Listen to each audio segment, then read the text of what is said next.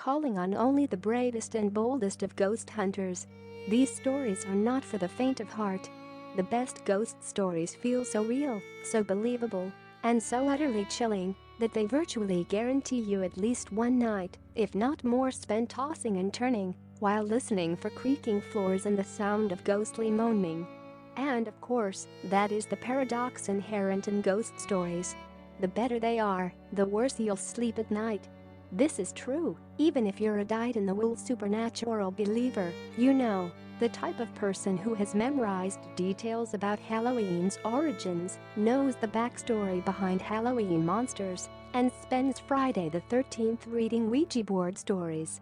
In the spirit of the season, we've rounded up some spooky stories, all of them based on true events that are guaranteed to haunt you. So turn off the lights, if you're brave enough, and get ready for ghost stories so real and so terrifying that you won't sleep through the night. 1. The Little Hands.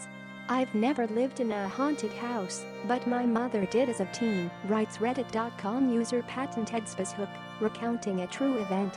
Other houses on her street had strange things going on too. A few homes away from her lived a family. One night, the daughter went to bed with a bad headache.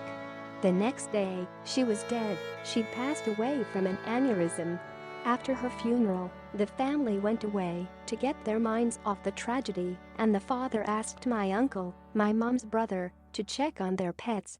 My mom and dad, who were dating at the time, went with him. My mother had heard there was a grand piano, and she wanted to play it.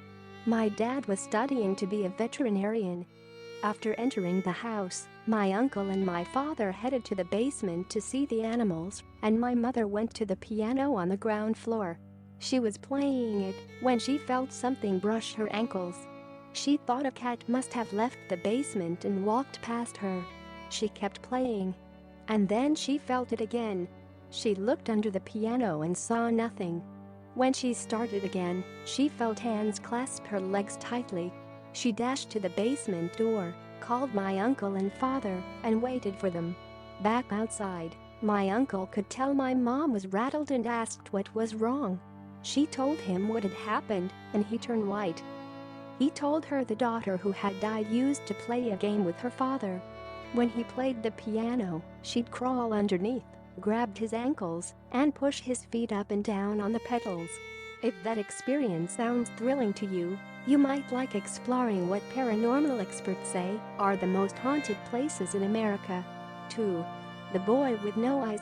One night when I was 10, I was woken up by my bedroom door opening, followed by someone sitting on my bed. Reddit.com user KMENDO4 recalls of a childhood brush with a very persistent ghostly apparition. I felt my leg grazed and the bed sink under a person's weight. It's just Mom, I thought, and I opened my eyes. It was not my mom.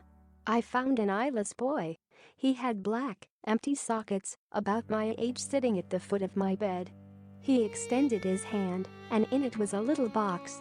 I was startled but reached out. He pulled back. I reached again and said, "Give it." Then I blinked, and when I reopened my eyes, he was gone. But I could still see the imprint where he'd sat on my bed. Fast forward 5 years. My girlfriend came over to do homework.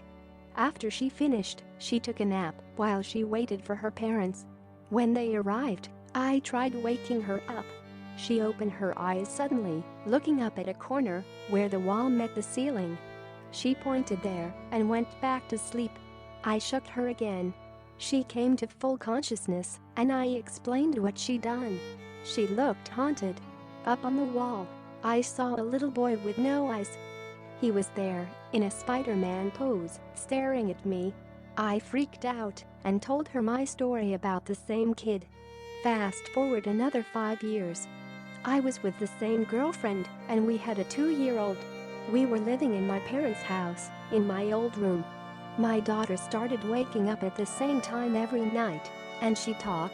After a while, I noticed she had almost the same conversation every night. I playfully asked her once whom she was talking to. She said, "It's a little boy. He's nice. He's lost and looking for his mommy." My daughter's nightly conversations continued until we got our own place later that year. Want to frighten your friends just as much as these ghost stories frightened you? Choose from among these scary Halloween costume ideas.